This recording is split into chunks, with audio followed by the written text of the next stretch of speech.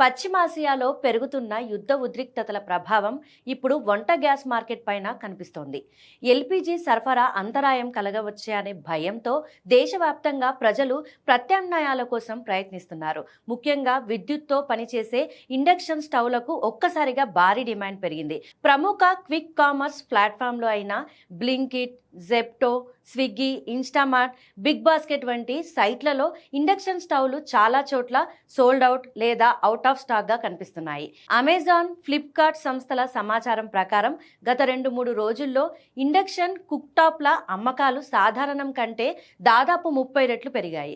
అలాగే రైస్ కుక్కర్లు, electric pressure కుక్కర్లు 4 రెట్లు, ఎయిర్ ఫైర్లు 2 ఎక్కువగా అమ్ముడవుతున్నాయి. భవిష్యత్తులో గ్యాస్ సరఫరా తగ్గవచ్చనే ఆందోళనతో ప్రజలు ముందస్తు జాగ్రత్తగా ఈ పరికరాలను కొనుగోలు చేస్తున్నట్లు తెలుస్తోంది.